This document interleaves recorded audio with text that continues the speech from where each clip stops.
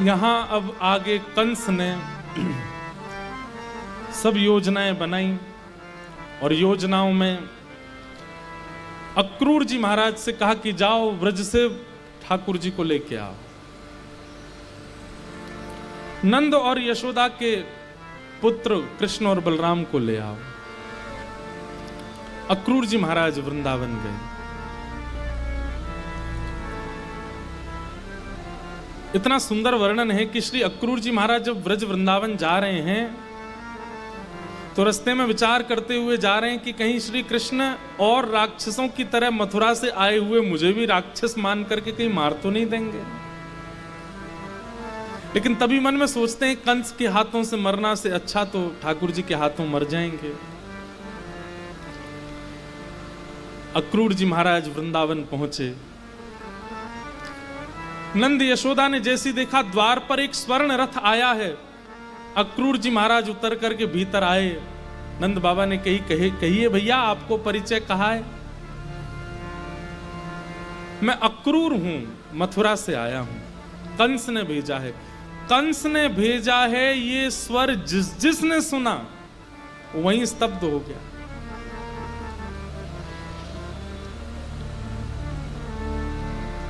नंद बाबा बोले भैया हमसे कोई अपराध है क्यों?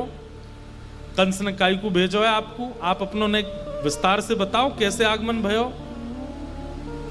यशोदा मैया द्वार पे आके खड़ी हो गई। कृष्ण बलराम साथ में आकर के यशोदा मैया के मानो पल्लू में छुप करके ठाकुर जी पीछे खड़े हैं। और श्री अक्रूर जी कहते हैं कि महाराज कंस एक धनुर्यज्ञ कर रहे हैं और उसमें ब्रज में कई श्रेष्ठ लोगों को पुरस्कार देने का उन्होंने विचार किया है और उन श्रेष्ठ लोगों में 2 नाम आपके पुत्रों का है, कृष्ण और बलराम।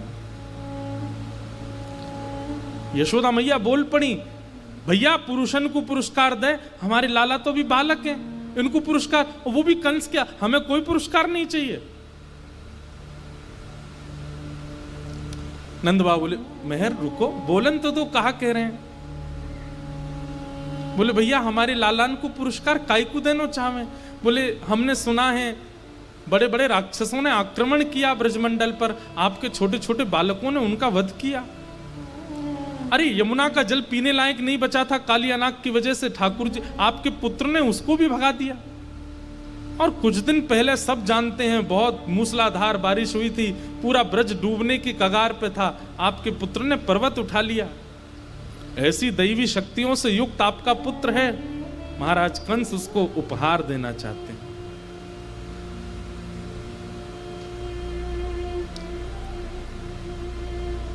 नंद बाबा स्तब्ध हैं, यशोदा मैया स्तब्ध हैं।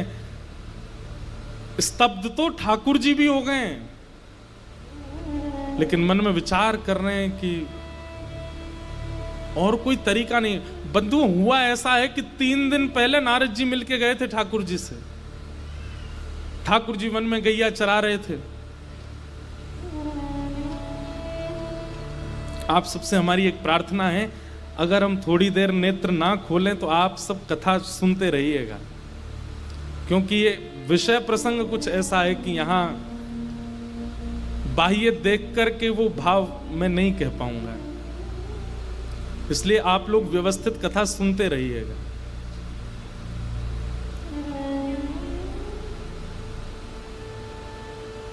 तीन दिन पहले नारद जी मिले थे ठाकुर जी को। ठाकुर जी वन में गैया चरा रहे थे और मधुमंगल श्रीदामा तन सुखा मन सुखा धन सुखा सुबल तोक सब ठाकुर जी के सखा आनंद कर रहे थे। तभी ठाकुर जी ने देखा एक वृक्ष के पीछे पीतांबरी पहने हाथ में वीणा लिए नारद जी खड़े हैं। ठाकुर जी ने तुरंत इशारा किया, छुप जाओ, ये सब देख लेंगे तुमको। नारद जी बोले नहीं छुपूंगा, इधर आइए मुझसे बात कीजिए।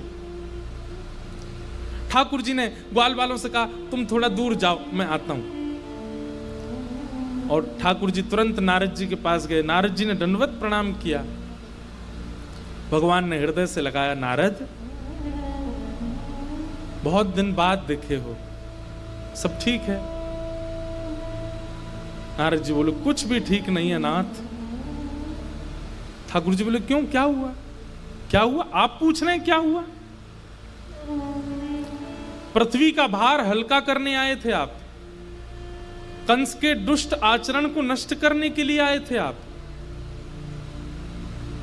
ये देवी देवताओं के यज्ञ यजन बंद करा रखे हैं कंस ने, संतों को ब्राह्मणों को खोज खोज करके उनका वध करवाता है ये कंस। और 11 वर्ष व्यतीत हो गए, अभी तक उसका वध नहीं किया आपने। नाथ, मैं आज्ञा देने के लिए नहीं आया हूं, पर प्रार्थना करने के लिए आया हूं। आप जिस कार्य के लिए आए हैं उसकी पूर्ति कब करेंगे? रास बिहार हो गया, ब्रज की बाल लीलाएं हो गई, सब आपकी लीलाओं को देख करके हम बड़े प्रसन्न हैं, पर कंस का वध कब होगा?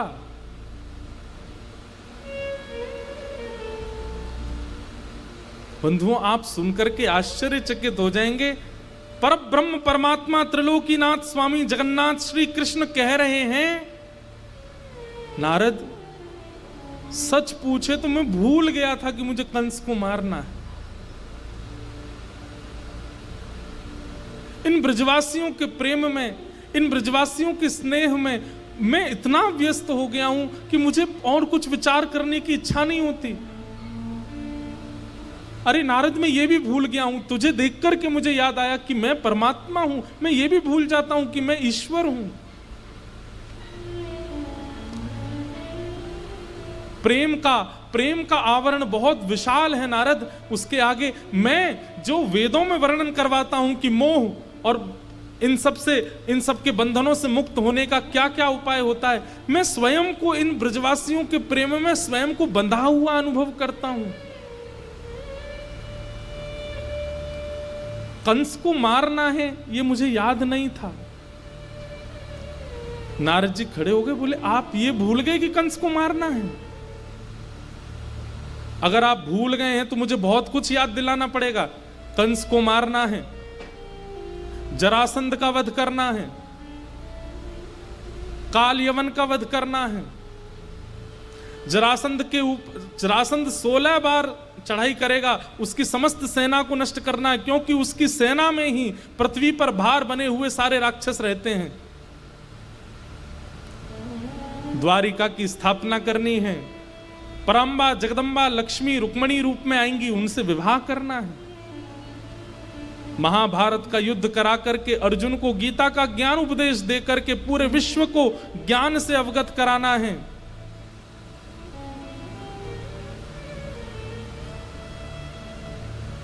अभी तो बहुत कुछ करना है नाथ, आप कैसे भूल सकते हैं?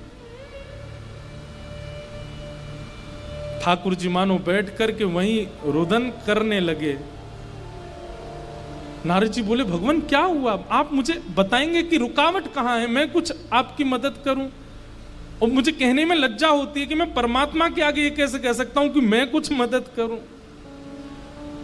ठाकुर जी कहते हैं, नारद, मेरे सखाओं को देख रहे हो तुम? उन सखाओं में तुझे एक वो दिखा है, थोड़ा फटे हुए से वस्त्र पहने हैं, थोड़ा उधरे हुए से वस्त्र, वो मेरा मित्र है, उसका नाम है मधुमंगल। तुमको पता उसका स्वरूप क्या है? वो सुबह उठता है, उठते ही अपने भवन से नंद भवन आता है और आंख पर हाथ धर के आता है, किसी को नहीं देखूंगा, सबसे पहले कन्हैया को देखूंगा, और जब मेरा मुख देख लेता है तब जलपान करता है। मैं इसको छोड़ के चला गया तो इसकी हालत क्या होगी? वो पतला सा तुमको दिखाई दे रहा है, तुम जोर से हवा भी चल जाए तो उड़ने लगता है, उसका नाम मनसुखा है। जब तक मैं प्रसाद नहीं पा लेता, मेरी थाली में कुछ बच नहीं जाता, तब तक वो भोजन नहीं करता, मेरी थाली में ही पाता है और मेरा उच्छिष्ट ही पाता है। आज तक 11 वर्ष की आयु हो गई मेरी, मैंने कभी उसको नवीन प्रसाद पाते नहीं देखा। वो मुझसे रूठ भी जाता है, नाराज भी होता है तो गुस्से में मांग लेता है मेरी थाली, लेकिन पाएगा वही जो मैंने खाया होगा, मेरा उच्छिष्ट पाता है। मैं चला जाऊंगा तो भूखा रहेगा वो। मेरी यशोदा मैया जो प्रतिक्षण प्रतीक्षा करती है कि कन्हैया अब आवेगो, कन्हैया अब आवेगो। अरे मैंने ऐसा प्रेम नहीं देखा नारद कि जहां हर दिन अपना पुत्र पिछले दिन से अधिक प्रिय लगता हो मां को। मैं कल जैसा यशोदा मैया को लगता था आज उससे अधिक प्रिय हूं, और आज जैसा हूं कल उससे अधिक प्रिय हूं।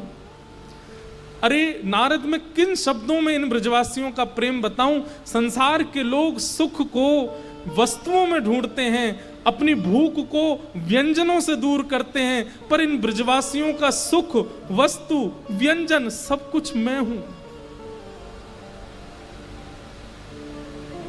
मैं यदि इन्हें छोड़ करके चला गया तो ये कैसे जिएंगे।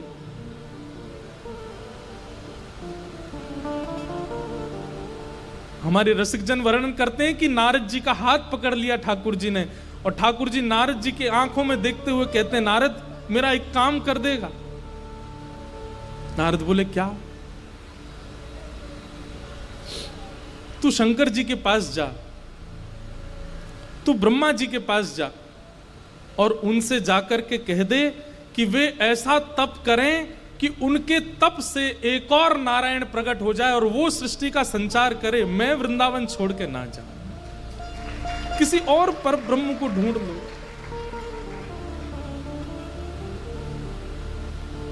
क्या पर ब्रह्म की पदवी कोई और ले सकता है नारद? मैं इन ब्रजवासियों से दूर नहीं जा सकता। बंधुओं, श्री कृष्ण को सबने कोसा, सब प्रश्न उठाते हैं कि भगवान रोता बिलखता छोड़ गए ब्रजवासियों को, इतना इतना अत्याचार करके गए गोपियों पर, यशोदा मैया को रोता छोड़ गए, ऐसा करके गए। अरे उनकी स्थिति किसी ने देखी नहीं।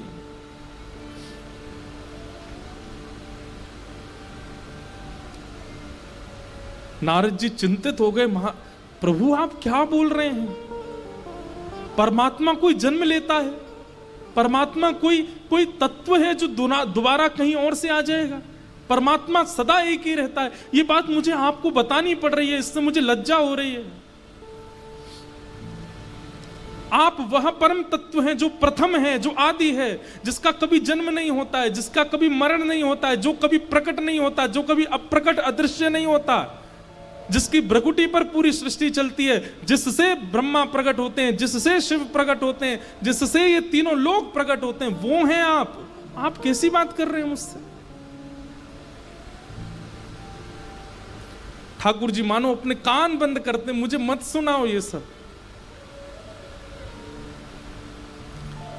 ब्रजवासियों का प्रेम कितना रहा होगा बंधुओं कि यहां व्यक्ति 1-2 करोड़ रुपए कमा लेता है तो अपने सगे संबंधियों को अपने पास बैठाना मंजूर नहीं करता। ठाकुर जी जो त्रिलोकीनाथ हैं, वो सामान्य से ब्रजवासियों के प्रेम में ये भूलने को तैयार बैठे कि मैं परमात्मा हूं।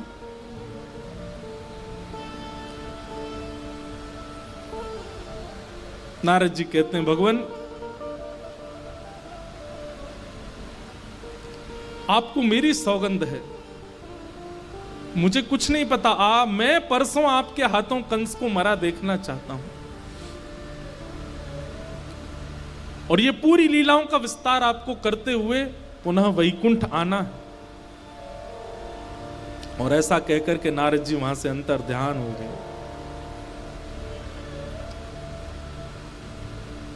बंधुओं, जिस दिन अक्रूर जी को आना है ना, उस दिन ठाकुर जी इतने विचलित हैं कि आज ना तो हंस रहे हैं, ना पा रहे हैं, ना खेल रहे हैं, ना घूम रहे हैं।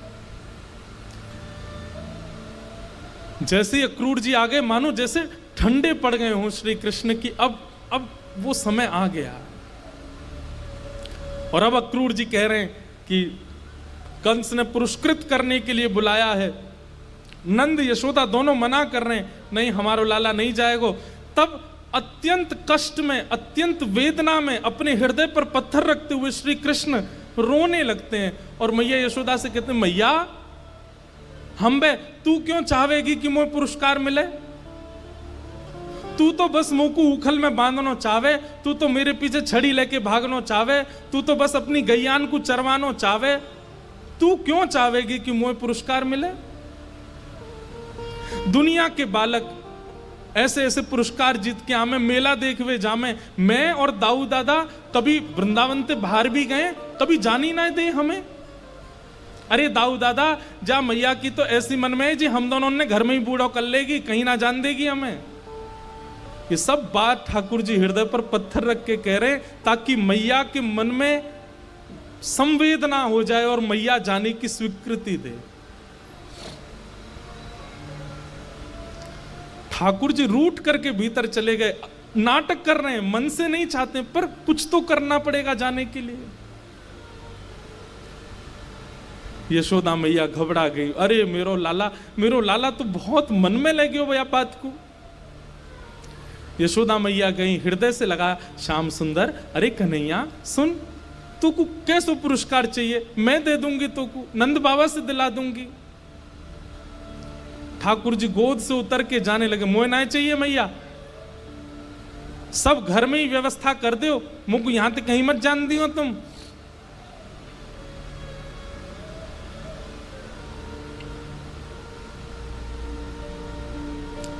यशोदा मैया ने खूब समझाया, पर ठाकुर जी रो रहे हैं। तो यशोदा मैया अंत में एक बात पूछती हैं बस, अच्छा लाला मुझे एक बात बता दे। बोले कहा, तू मथुरा जाएगो पुरस्कार लेवे तो को एक रात वहीं रहना पड़ेगो। अक्रूर जी बता रहे, और मुझे तो पता है तू मेरे बिना एक मिनट ना रह सके, तू तो रात में सो ही ना पावेगो, तो मेरी गोद में सोना होवे, तू तो मुझे पकड़ के सोवे। अब रात में तू वहां कैसे सोएगो, मैं तो जाऊंगी ना संग में, फिर क्या होएगो। यशोदा मैया को लगा है कि कन्हैया ये बात सुनकर के मना कर देगा कि ना मैया तेरे बिना तो मैं रह ना सकूं। ठाकुर जी रह नहीं सकते हैं, लेकिन बोल पड़ते हैं, मैया मैं तू कुछ सौगंध खा के कह रहा हूं, मैं तेरे बिना रह के दिखाऊंगा, तू मुझे भेज तो सही। ये बात सुनकर के यशोदा मैया को प्रिय नहीं लगा। तू रह लेगो लाला?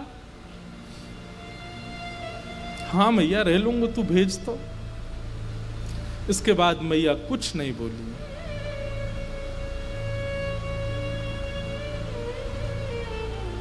ठाकुर जी एकांत में जाकर के रो रहे हैं। मैं कैसे समझाऊं, कैसे बताऊं कि ये सब सत्य नहीं है।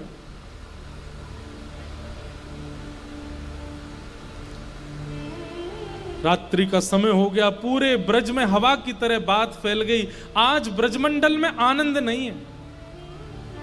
आज ना तो किसी घर में गाय का दूध निकाला गया है, ना कहीं पशु पक्षी चहक रहे हैं, ना किसी प्रकार की कोई व्यवस्था हो रही है।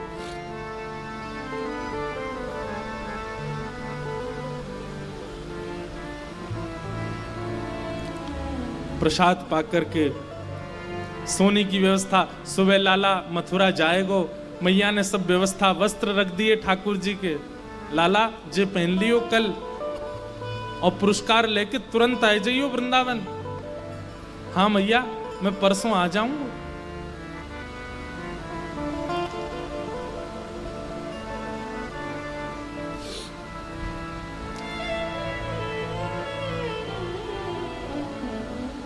एक जगह वर्णन आता है कि श्री ठाकुर जी रात में मैया के पास सोए हैं, और मैया को अंक में भर करके सोए हैं। मैया के वक्ष पर अपना मुख लगा करके ठाकुर जी ऐसे बिल्कुल अंक में भर के सो रहे हैं, और बार बार लंबी लंबी श्वास भर के यशोदा मैया की अंग की सुगंध को माने अपने अंदर समेट रहे हैं, व्यवस्थित कर रहे हैं। जैसे मानो बहुत लंबी यात्रा पर जाना है, ये सुगंधी मुझे दोबारा पता नहीं मिले ना मिले, इसलिए आज इस बहु मात्रा में सुगंधी को अपने अंदर धारण कर लूं। और वहां यशोदा मैया भी लंबी लंबी श्वास लेकर के लाला के सिर की सुगंधी को भीतर ले रही है कि परसों आवेगो, लेकिन कल रात्रि निकारवे के काजे मुंह को लाला की सिर की सुगंधी कैसे, मैं तो बिना याकू सूंघे सो ही ना पाऊं।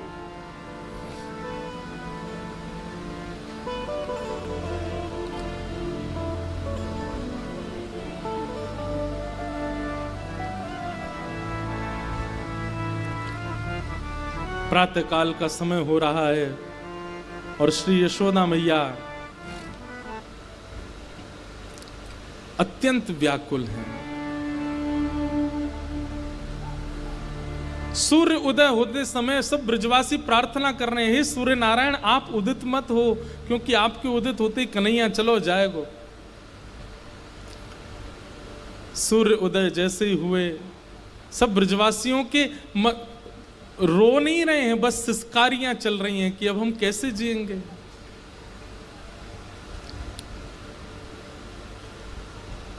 स्नान करके तैयार हो गए ठाकुर जी, और जैसे ही नंद भवन का द्वार खुला, श्री कृष्ण बलराम निकल करके बाहर आए हैं। ब्रजवासियों पर तो मानो जैसे विरह का पहाड़ टूट पड़ा हो। ये बात बंधुओं तब है कि जब ब्रजवासियों को यह पता है कि परसों कन्हैया आ जाएंगे वापस, तब इतने व्याकुल हैं ब्रजवासी। सब कह रहे हैं लाला तू आज ही पुरस्कार लेके आज ही आ जाना। अरे तू संध्या तक भी प्रतीक्षा मत करवावे लाला, तू हम सत्य बता रहे हैं, हम कैसे रहेंगे तेरे बिना। जो जो गोपियां ठाकुर जी की शिकायतें करती घूमती थी, आज वो सब गोपियां ठाकुर जी से कह रही लाला हम तेरी कोई शिकायत ना करेंगी, पीछे वालों द्वार हमेशा खोल के रखेंगी, तू जो मटकी चाय फोड़ जाइयो, तू जैसो चाय माखन खाए जाइयो, तू जो चाय तू बछड़ाने लेके भाग जाइयो, तू जो करेगो हम सब राजी हैं, तू मत जाना। ठाकुर जी कह रहे अरे ये आश्चर्य काय को है रो, मैं कोई हमेशा को थोड़ी जा रहा हूं, मैं आ जाऊंगा परसों।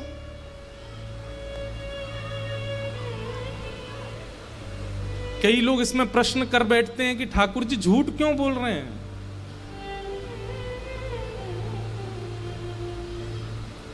बंधुओं, अगर किसी असत्य भाषण से अपने प्रियजनों के प्राण बच रहे हों तो वहां असत्य बोलना दोष नहीं होता। ठाकुर जी सत्य बोल देंगे ना तो ये ब्रजवासियों के प्राण चले जाएंगे, कोई जीवित नहीं बचेगा इनमें से। कई बार उम्मीद देना इसलिए आवश्यक होता है कि हमारे प्रिय के प्राण उस उम्मीद पर टिके रहें।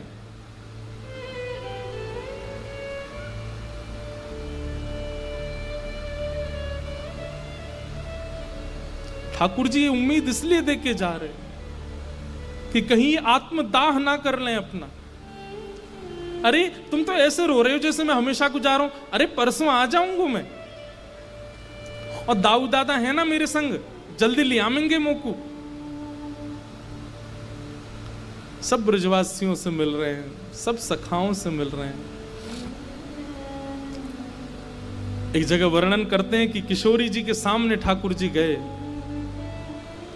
और किशोरी जी से अपनी कुछ भाषा में ठाकुर जी कहते हैं, हे श्यामाजू आप तो सब जाने, आप तो अंतर्यामी हैं कि मोकू लीला विस्तार के लिए ब्रज से बाहर जानो पड़ेगा, कृपा करके मोहे आज्ञा दो।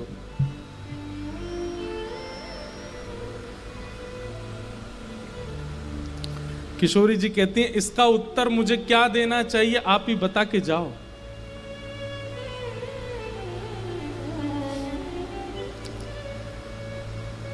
प्रिय जब जा रहा हो तो उसको रोकते नहीं है, टोक लग जाती है। और प्रिय यदि जा रहा हो और उसको कोई रोके ना तो फिर प्रेम कैसा। प्रेम का स्वरूप है कि प्रिय जा रहा हो तो उसको रोकना चाहिए, लेकिन प्रिय यदि शुभ कार्य के लिए जा रहा हो तो उसको रोकना नहीं चाहिए, टोक लग जाती है, कार्य अशुभ हो जाते हैं। मैं क्या करूं, मैं प्रेम के स्वरूप में हूं इसलिए मुझे रोकना चाहिए, लेकिन आप शुभ कार्य का बहाना करके जा रहे हैं तो मैं रोकती हूं तो टोक लग जाएगी। अब इसका उत्तर मैं क्या दूं कि आप जा रहे हैं, मैं रोकूं कि ना रोकूं, बताइए। रोकती हूं तो टोक लगती है, ना रोकूं तो मेरा प्रेम कैसा। आप ही बताओ श्याम सुंदर, क्या कहूं मैं, जाओ या ना जाओ। ठाकुर जी के नेत्र सजल हो गए और किशोरी जी के चरणों की ओर देखते हुए श्याम सुंदर मौन वहां से आगे हो गए, रथ पर आरूढ़ हो गए। जैसे ही रथ पर आरूढ़ हुए सब ब्रजवासी मानो रथ को पकड़ रहे हैं, कोई कह रहा है इसका चक्का टूट जाए या कि घोड़ा बीमार पड़ जाए। अरे रथ चालक, ये अक्रूर नाम कौन ने धर दिया, या को ये तो महाक्रूर है। ठाकुर जी को लेके जा रहा हूं हमसे दूर। ब्रजवासियों की इस अवस्था को देखकर के श्री अक्रूर जी महाराज सोचने लगे, ये सामान्य बात नहीं है, ये सामान्य स्थिति नहीं है। और श्री अक्रूर जी महाराज तुरंत रथ से उतर करके दौड़ करके गए और यशोदा मैया को कक्ष में ले जाकर के बोले, मां आप कहीं ज्यादा उम्मीदों में ना रहने लगो, इसलिए मुझे आपको सत्य बताना पड़ेगा, 2 मिनट मेरी बात बहुत ध्यान से सुनिएगा। यशोदा मैया बोली, अरे मेरो लाला जा रहा हूं मिलन, तो बोले मेरी बात सुनिए एक बार। और सब बाहर व्यस्त थे। अक्रूर जी महाराज यशोदा मैया को भीतर कक्ष में ले जाकर के बताते हैं, मैया आज से 11 वर्ष 56 दिन पहले भादों की रात्रि अष्टमी को आपके यहां कृष्ण का जन्म नहीं हुआ था। आपके यहां एक लाली ने जन्म लिया था। ये श्री कृष्ण आपके पुत्र नहीं है, ये श्री कृष्ण देवकी के पुत्र हैं, ये वसुदेव के पुत्र हैं। कंस ने अष्टम गर्भ को नष्ट करने का संकल्प लिया था, इसलिए कंस से अपने बालक की सुरक्षा करने के लिए वसुदेव जी अर्धरात्रि में पता नहीं कैसे कारागृह खुल गए, दरबान सो गए, वो उस बालक को लेकर के गोकुल आए और आपके बगल में नवजात बालिका की जगह इनको सुला करके उस बालिका को ले जाकर के कंस को दिया है। और ये बात मैं इसलिए बता रहा हूं क्योंकि 11 वर्ष 56 दिन आपने पालन किया जिस लाल का, उसकी जन्मदात्री मां आज भी कारागृह में प्रतीक्षा कर रही है। और अब कृष्ण के जाने पर अगर कृष्ण लौट करके आए वापस तो वो मां जीवित नहीं रहेगी, वो बहुत प्रतीक्षा कर रही है। मैं रोज मिलता हूं देवकी से। आपने तो पालन किया है कृष्ण का, उन्होंने तो जन्म दिया है, इसलिए मां अगर कृष्ण लौट करके ना आवे तो आप परेशान मत होइएगा, क्योंकि वो अपनी वास्तविक मां के पास जा रहे हैं। ये शब्द सुनकर के यशोदा मैया विश्वास नहीं कर पा रही हैं, वो बोल नहीं पा रही हैं, उनके पास शब्द नहीं है, वो पलक नहीं झपक रही हैं, उनका पूरा शरीर ठंडा हो गया है, वो विचार ही नहीं कर पा रही हैं ये अक्रूर क्या कह रहा है। जड़वत एक मूर्ति की तरह यशोदा मैया खड़ी है। और इतना कहकर के प्रणाम करके अक्रूर जी चले गए, रथ में जाकर के बैठ गए। और जैसे ही रथ आगे बढ़ने लगा, थोड़ी देर बाद यशोदा मैया को होश आया। जैसे तैसे अपने आप को संभाल करके यशोदा मैया नंद भवन से बाहर निकल करके आई। रथ को जाता हुआ देख एक तरफ तो मन में कुतूहल चल रहा है, ये मेरो लाला नहीं है, दूसरी तरफ बाल लीला पूरी चित्त में घूम रही है, ये वो मेरे प्राण श्री कृष्ण है जिसको सदा हृदय से लगा के मैं रही हूं। चिल्लाती हुई जा रही है यशोदा मैया, अरे लाला रुक जा, अरे कन्हैया रुक जा, अरे लाला नेक रुक जा। यशोदा मैया का स्वर सुनकर के ठाकुर जी स्वयं को रोक नहीं पाए, चलते हुए रथ से कूद पड़े और दौड़ करके जाके यशोदा मैया के अंक में भर गए। खूब रो रहे हैं ठाकुर जी, नहीं जाना चाह रहे। यशोदा मैया कहें, लाला अपनो बहुत ध्यान रखियो। और एक एक रों का मैया स्पर्श कर रही है, ठाकुर जी के मुख का, नेत्रों का, नाक का, ओष्ठ का, ग्रीवा का, वक्ष का, उदर का, घुटने का, एक एक अंग यशोदा मैया अपने हाथों में मानो जैसे स्पर्श समान कर रही हो। पतो ना अब कब छूवे को मिलेगो। और सर्वांगीण अंग छूते छूते जैसे यशोदा मैया ने लाला के चरण छुए और प्रणाम करने लगी मां,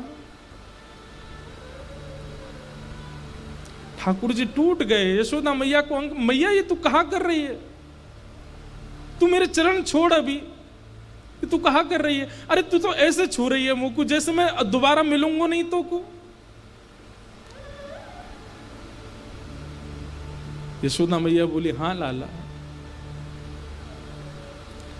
मुझे पता है तू अब मुंह को छुवे को नहीं मिलेगा। क्यों? क्योंकि मुझको पतो चल गई है कि तू मेरो लाला नहीं है, तू तो देवकी को लाला है।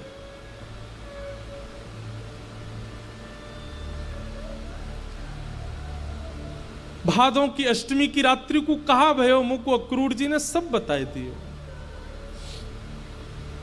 लाला। और मुझको ये भी पतो चली कि तोए पतो है ये बात कि तू देवकी को लाला, लेकिन तेने भी बड़ो अच्छो नाटक कियो मेरो पुत्र बन के रहवे को। तो को तो पहले ही पतो चल गई कि तू देवकी को पुत्र है। और मुझको ये भी पतो चली कि तो आज भी पता है कि तू देवकी के पास जाके वापस नहीं आएगा, लेकिन फिर भी कैसो नाटक करके जा रहा हो कि मैं परसों आ जाऊंगा। तेरो दोष ना है लाला। शायद हम ब्रजवासीन के प्रेम में ही कोई कसर रह गई होगी, जो शायद हमें ये सब अनुभव करना पड़ो। लेकिन तू चिंता मत करे, तू रुकियो मत बिल्कुल, तू जा मैया के पास, अपनी वास्तविक मां के पास जा।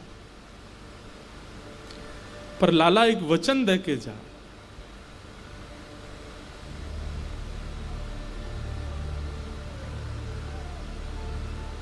यशोदा अस्वस्थ है, तू मत आइयो।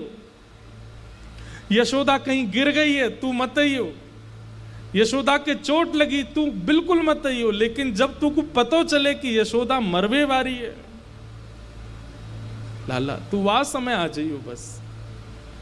और मैं अपने प्राणन से प्रार्थना करूंगी कि तब तक नहीं निकले जब तक मेरो लाला मेरे सामने नहीं आ जाए।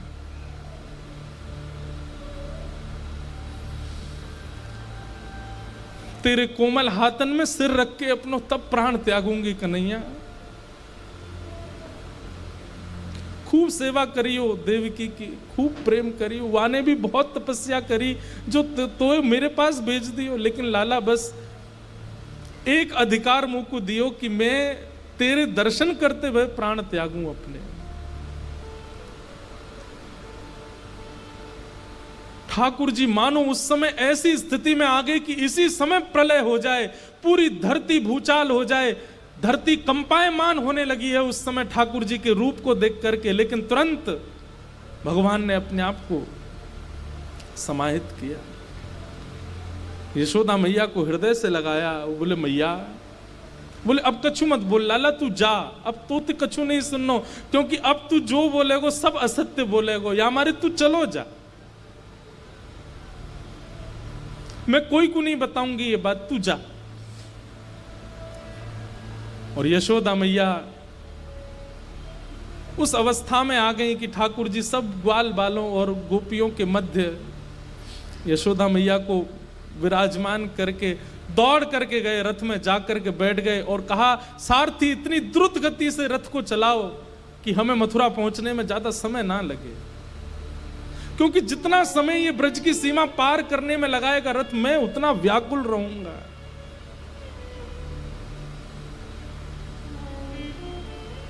और ठाकुर जी मथुरा चले गए। आपको पता है ब्रजवासी अभी भी इसी आश में मथुरा की ओर देख रहे हैं कि लाला हमारी याद आ जाएगी, जे नेक दूर जाते सोई दौड़ के आ जाएगा वापस, ये जा ही ना सके हमते दूर। कई ब्रजवासी तो रो ही नहीं रहे, बल्कि रोते हुए के आंसू पहुंच रहे हैं। तुम काय क्यों रो रहे? अरे हम या लाला जाने जे नंद जी को छोरा हमारे बिना रही ना, अब ही देखियो, अब ही दौड़ता हुआ आवेगो। और इसी आशा में खड़े खड़े खड़े ब्रजवासियों को रात हो गई, अंधकार जैसा होने लगा। एक टक बिना कुछ बोले टकटकी लगाए उस मार्ग में देख रहे हैं जिसमें रथ गया है कि कन्हैया आ जाएगा। ठाकुर जी नहीं आए। और जब अर्धरात्रि का समय हो गया, ठाकुर जी जब नहीं आए, आंसू सूख गए ब्रजवासियों के। और तब सब ग्वाल बालों की मैयाएं ले ले करके जा रही हैं। बोले मैया आ रहो होगो, कन्हैया आ रहो। बोले ना आवेगो, तू चल। और सब ब्रजवासी चले गए। गोपियां और यशोदा मैया कह रही हैं लाला हम तेरी बाट देखते रह गए, तेरो इंतजार करते रह गए, तू आयो नहीं। झूठी प्रीत करी मनमोहन या कपटी के साथ, हमने कपटी ते प्रेम कर लियो, झूठ बोल बोल के चलो गए हम।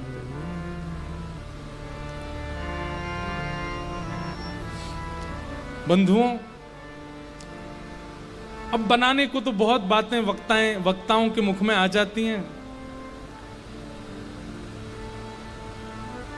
पर वास्तव में विश्व कल्याण के लिए गोपियों ने दान किया है श्री कृष्ण का, किशोरी जी की आज्ञा पर। किशोरी जी ने आज्ञा की है कि अगर श्री कृष्ण श्रीधाम वृंदावन में ही रहेंगे तो मानव कल्याण, विश्व कल्याण असंभव है।